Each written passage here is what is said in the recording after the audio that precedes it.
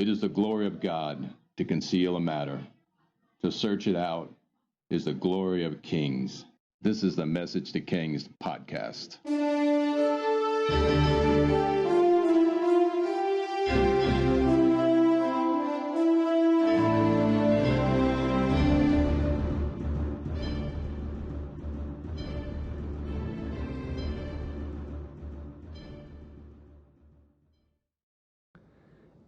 Episode 257, The Bethlehem Star. Psalms 8. Lord, our Lord, how majestic is your name in all the earth. You have set your glory in the heavens. Through the praise of children and infants, you have established a stronghold against your enemies, to silence the foe and the avenger. When I consider your heavens, the work of your fingers, the moon and the stars which you have set in place, what is mankind that you are mindful of them? Human beings that you care for them. You have made them a little lower than the angels and crowned them with glory and honor. Imagine those Magi with their crude astronomical instruments examining the heavens, comparing their charts and their zodiacs. I mean, they're out there. They're in the east, and they're watching for a star that fulfills the word of Balaam, and much more. They're watching.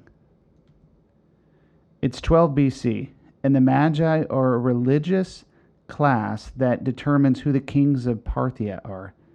The Parthians, the enemies of Rome, and the kingdom that took Judea until Herod showed back up on the scene. They control much of the Middle East that Rome doesn't dominate. And the current king is Phraates IV. The Parthians are a nasty bunch. A review of their kings reveals just how ruthless they are and how they kill their fathers and their brothers to keep their power. And it's a mess to study. But in the middle of this mess, in this chronology, is the Magi. Much of the Magi are lost to history, but you can read, you hear about it in the biblical time period of Daniel. You even look at Herodotus, and he speaks to the Magi as this kind of ruling class behind the scene.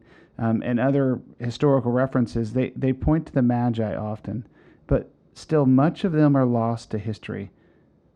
But we do have the biblical connections.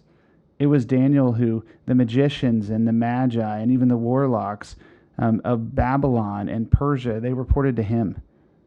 And I have a strong opinion, and this is unproven, but to me, the connection is clear that the Magi were appointed the fulfillment of the star prophecy of Balaam.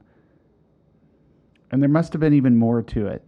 And Daniel and maybe others empowered generations of Magi to participate in the birth of the Messiah. And I imagine it like this, and this is me. And I don't have a lot of references for this as much as trying to connect the dots. Daniel left a sizable donation, or protected estate, if you want to call it that, to fund the searching of the heavens for the star until the time came, and to give gifts to the future king. And it was 3 gifts, but it never really says there was 3 men or even 3 givers. There was 3 gifts.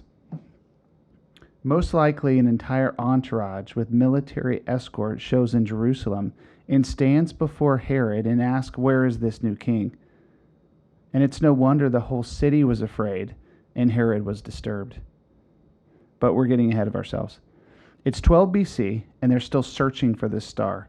With their limited instruments, it was probably a collection of stars or alignment of stars in conjunction with some constellations in the heavens that they were looking for. Yet in 12 BC, they do see something in the heavens. They see Halley's Comet. Remember the comet that showed itself in 1986? And it appears every 75 years or so, an interesting number close to a generation. So what happens in this year? It's 12 BC. Lepidus dies in Rome, and Augustus takes his position among many other positions, and he adds the title of Pontifex Maximus, the head of the state religion in Rome. Augustus is now the head of the church in Rome. It's only symbolic for now, but eventually emperor worship will erupt. It's this emperor worship that will lead to the great persecutions of Christians in Rome. And it's around this time that you see Augustus is the one who's eventually breaking all the pieces of the republic and turning it into a monarchy, or what he would label as an empire. And I can't help but point out that Halley's Comet will appear again in 66 AD. Josephus will call it a star that resembled a sword, and it fell in line with prophecies of the destruction of the city of Jerusalem and doom befalling it, which even Jesus spoke of. The comet will appear, this is Halley's Comet, will appear all through history, from Attila the Hun's defeat at the Battle of Catalonian Plains in 451. In 837, Holy Roman Emperor Louis the Pious called a fast to the comet. And most famously, the comet appears prior to William the Conqueror's victory at Hastings in 1066. It's a sign in the heavens, a monumental sign in the heavens that typically reveals a reset of nations or a tidal shift in geopolitics. Not always, but patterns are fun to find in history. So I go back to 1986 and wonder if something similar happened. And it did. The end of the Cold War generally occurred around 1986 to 1987. The Berlin Wall wouldn't fall until 1989, but Gorbachev was secretly meeting with Reagan to limit nuclear weapons.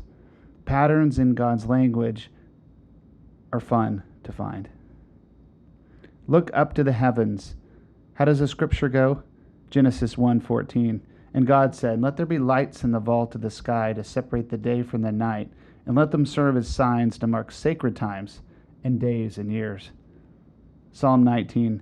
The heavens declare the glory of God. The skies proclaim the work of his hands. Day after day they pour forth speech.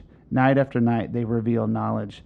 They have no speech. They use no words. No sound is heard from them. Yet their voice goes out into all the earth. Their words to the ends of the world. Now we arrive at another sign in the heavens in our current day, as our Magi look to the heavens. Now the Magi, they see the comet. They most likely see Halley's Comet, but it's not what they're looking for. But remember, one of those theories, and there's many theories of this star that they're looking for, of the Bethlehem star. Is it a conjunction of planets? Is it a supernova that they just see as a star? Is it something else? Other theories are it's just an angel. But one of those theories is that the Star of Bethlehem is an alignment of multiple planets or stars appearing as one star. And I find it interesting. And when something inordinately rare or unexpected happens, some people actually say it's called the planets aligned or the stars aligned. Well, here we go. On December 21st, 2020, this Monday, the stars will align in a rare spectacle. Look for it on Monday night and even on the winter solstice. Here's an article from the Chicago Tribune, and I'm just going to pull it directly. I quote, "On December 22nd, the winter solstice, two planets will appear nearly aligned, resulting in an event so uncommon it's befitting of the saying. At one time, astronomers may have felt it so closely resembled a Christmas miracle, or perhaps the Star of Bethlehem, that they named the spectacle the Christmas star. The event is called a conjunction," said Shane Larson, Associate Director of the Northwest Center of Interdisciplinary Exploration and Research in Astrophysics. The conjunction of Jupiter and Saturn happen every 20 years, and most aren't very close at all. What's special this year is they're right next to each other, said Larson. These two planets have never been this close in the sky for 400 years, so no one really knows what it's going to look like because it hasn't happened since 1623 in Galileo's time. That kind of gives you a sense of the rarity of the event.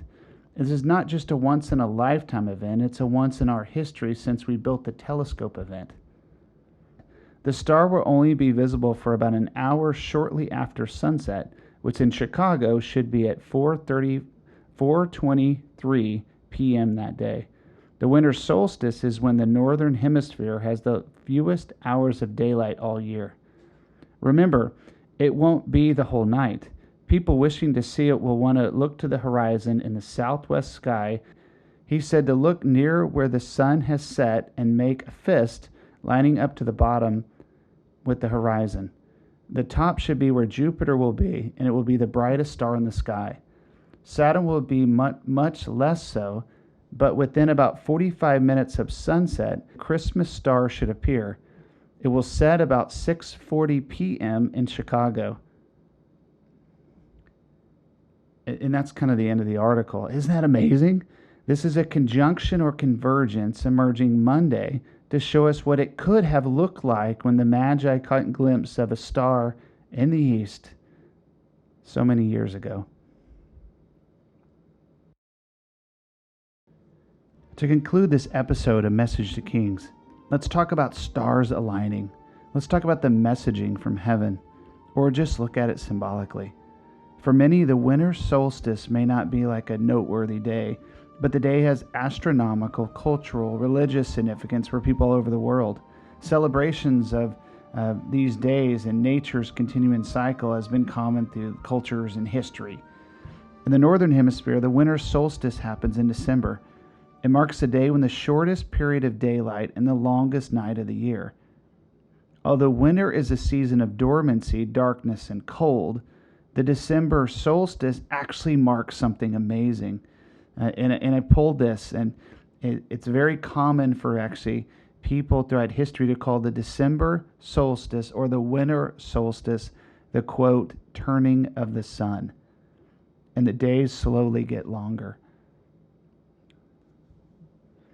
It's this turning of the sun that really struck me. Look to the heavens. God is declaring something. An awakening of lights in the sky, divine intervention, holy moments, divine appointments, a turning of the sun. The Levitical blessing from Numbers 6:23. The Lord said to Moses, "Tell Aaron and his sons, this is how you are to bless the Israelites. Say to them, the Lord bless you and keep you. The Lord make his face shine on you and be gracious to you. The Lord turn his face toward you and give you peace." The Lord shine on you. The Lord turn his face toward you. Is that fascinating? It's the turning of the sun as the winter solstice. The Lord turn his face toward you, they say about the winter solstice, just as Jupiter appears to join itself with Saturn over the constellation Capricorn. God might just be shining an awakening light to all mankind to look up for a sign in heaven which points to a mighty, miraculous Jesus generation being birthed on the earth. Check it out. Go out on Monday night. I don't know if I'm going to be able to. I'm in Seattle. There's probably 10,000 feet of clouds above me for the entire winter. I might not be able to see it myself, but please go see it for me. Look for the conjunction of Jupiter and Saturn. Ask yourself, would you travel hundreds of miles to see the King whose face would turn and shine upon you and give you peace?